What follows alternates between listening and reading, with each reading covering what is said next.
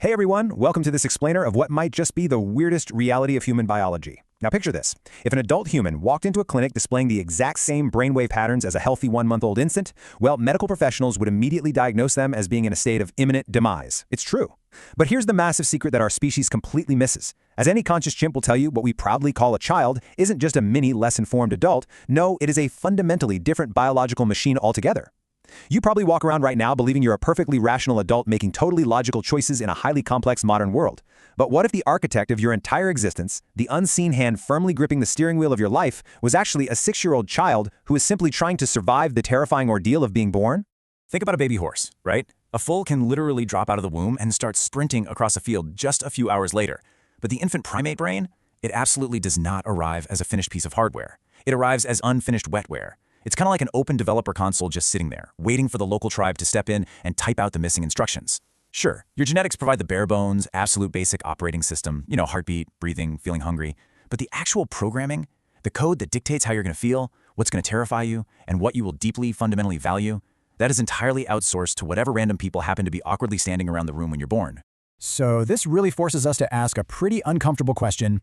Who is actually piloting the machine here?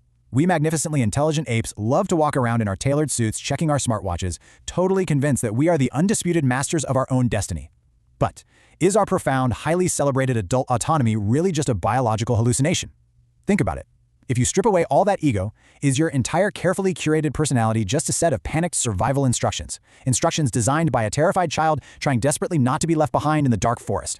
Let's look at this staggering number, 70%. That number represents a massive, overwhelming hardware installation process that happens in early childhood.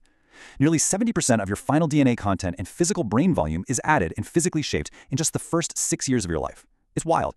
Human civilization has somehow pulled off this bizarre evolutionary trick where it essentially decoupled its hardware construction from its own DNA. It basically allows a temporary, wildly unpredictable tribe of caregivers to build the physical vault of your mind well after you've already been pushed out into the world. But there is a flip side to all that explosive early growth, and it's basically a brutal, silent biological slaughter. 85%. That is how many of your original neurons and synaptic connections are just ruthlessly pruned away in the years that follow. Now, you might be wondering, why such a massacre? Well, it's because the primate brain is a wildly paranoid prediction machine that is trying to perfectly match its local environment. Any neural pathway, any little spark of potential that doesn't immediately serve the social and emotional climate of your specific household, is just wiped out, gone. You literally shed thousands of potential versions of yourself simply because the tribe didn't reward them. Let's put this into perspective. A human child does not arrive on this planet obsessing over their diversified stock portfolio, their social media clout, or even their noble quest for spiritual enlightenment. Those values aren't pre-installed features. They are downloaded patches. They're a cultural alphabet transmitted relentlessly through this kind of planetary nervous system of stressed-out microexpressions, lingering gazes, and selective praise. The baby born in Silicon Valley immediately starts downloading the hustle culture, stock options, and status software directly from their parents' eye twitches. Meanwhile, a baby in a Himalayan village is downloading an entirely different operating system, one centered on community or spiritual stoicism. Neither child actively chooses this trajectory. They just frantically adapt to the only software available in their local terminal. And the timeline of how all this locks into place is terrifyingly brief. So from age 0, you're that unfinished wetware, right? Just soaking up the ambient anxiety of the room. Then, around age 3, a crucial update drops. The narrative self-patch is installed. This is an autobiographical software patch that you actively co-construct with your parents. Through those relentless everyday interrogations, what did you do today, why are you crying, you actually learn to string random events together into an official, coherent history of you. By age 6, boom, the window slams shut. Your internal working models are permanently locked. Your brain is completely finished calculating exactly how much chronic anxiety or emotional avoidance is required to survive the specific weird dynamic of your family. Now, in evolutionary biology, there's a fascinating term for this. It's called ontogenetic adaptation. Basically, it refers to a temporary survival strategy. It's a physical or behavioral adjustment made for a very specific, fleeting developmental stage. Like a tadpole grows a tail so it can swim, right? But it loses it when it becomes a frog. Well, the great human glitch is that we hold on to our tadpole tails.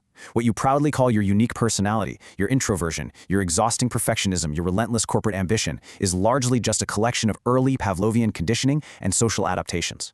They're primitive survival strategies that work so incredibly well for a kindergartner trying to get their distracted parents' attention that your brain completely forgot they were supposed to be temporary.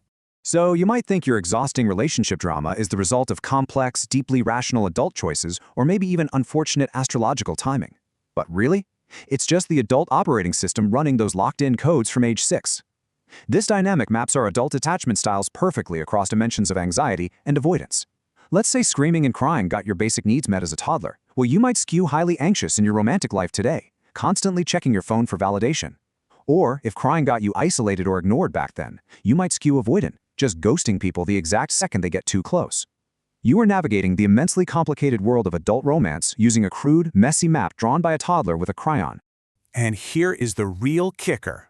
The adult looks in the mirror each morning, fixes their hair, and genuinely believes they are a rational, transcendent pilot making logical choices in a chaotic world. But in reality, you are just running legacy security protocols for a pulsing lump of wetware trapped in a bone sphere. It's true. Your deep-seated need for control, your crippling career anxiety, your repetitive relationship patterns, they aren't character flaws at all. They are literally just the biological glitch of a system fiercely trying to maintain stability, based entirely on deeply outdated code written when you were half a meter tall. Just how desperate is this biological glitch, though? Like, how far will the brain actually go to secure its own survival? Well, in 2025, a scientist named Ruxin Su revealed the true, terrifying fragility of this system. The research showed that children aged 3 to 4 will display identical inner brain synchrony, that deep, profound neurological linking we typically associate with intense familial love, with total strangers. The catch? They just had to be told the stranger was their mother. Your nervous system is so absolutely fundamentally desperate to install its social software that it will synchronize its brainwaves with literally anyone available just to avoid the evolutionary death sentence of isolation. So, this 6-year-old architect we've been talking about, the one pulling all your strings, it isn't even a solid biological reality. It's a controlled, predictive hallucination that your brain actively generates to maintain internal physiological stability. You aren't actually being piloted by your past childhood self. No, you're being piloted by a prediction your adult brain made about what that self needed to be in order to survive back then. You are essentially a ghost haunting your own biological machinery, completely convinced you're the one flying the ship. Behind the scenes, your brain is just ruthlessly following a very specific set of directives as a prediction machine. First, maintain internal physiological stability. Keep the heart beating, keep the blood sugar stable, all that good stuff. Second, project symbolic kinship onto others so the tribe doesn't abandon you to the predators. And third, avoid thermodynamic chaos. In simple terms, that just means avoiding any surprise that burns too much precious mental energy to process. Your brain literally invents the entire concept of a cohesive, rational narrative self purely to justify the rapid, unconscious, low-energy decisions it makes every single millisecond just to keep your biological machine alive. When you zoom out from the individual, the picture becomes even more fascinating.